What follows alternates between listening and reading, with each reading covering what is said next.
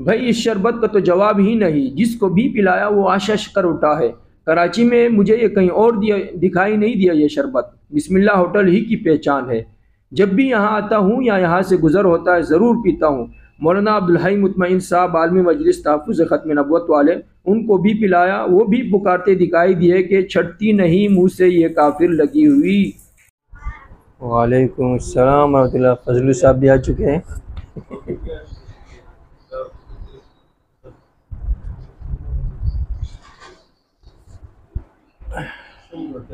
السلام علیکم ورحمۃ اللہ۔ بسم اللہ الرحمن الرحیم۔ میں آپ کا میزبان ابراہیم حسین عابدی اور آپ دیکھ رہے ہیں عابدی میڈیا۔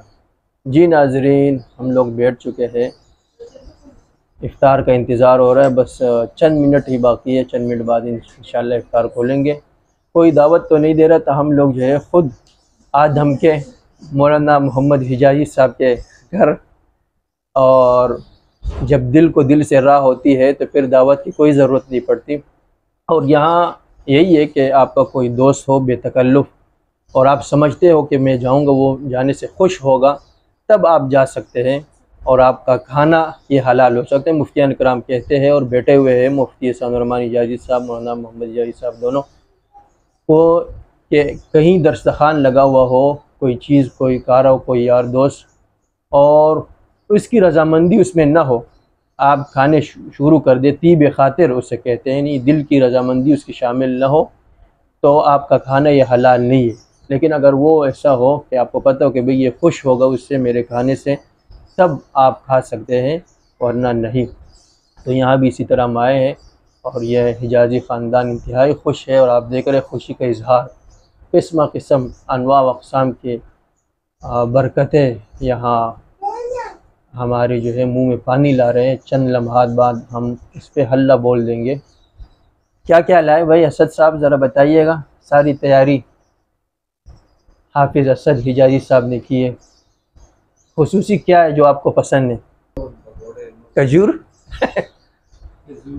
کھجور بھائی ان کو ماشاءاللہ کھجور پسند ہے، اور مفتی صاحب کہہ رہے تھے کہ میں ایک کھجور نہیں، میرے لیے 5 کھجوریں لائے، میں پانچ کھجوروں کے ساتھ افطار کرتا ہوں۔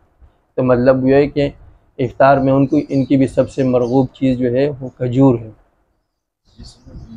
ہاں سنت بھی ہے یہ، حجازی صاحب کہہ رہے ہیں، مولانا محمد حجازی صاحب۔ کھجور سے آدمی افطار کرے یا پانی سے افطار کرے تو یہ مسنون عمل ہے، یعنی کھجور نہ ہو تو پھر پانی سے افطار کر لو۔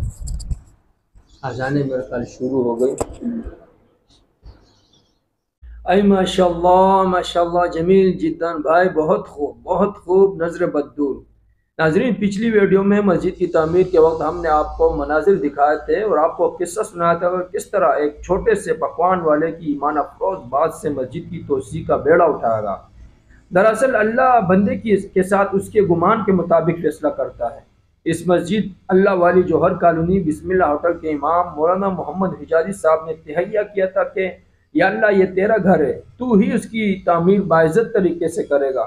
یہ در بدر خاک بسر کچھ لوگوں کی طرح نہیں پھرے، نیت صاف منزل آسان۔ اپنے بہن بھائیوں نے، رشتہ داروں نے ہاتھ بٹایا۔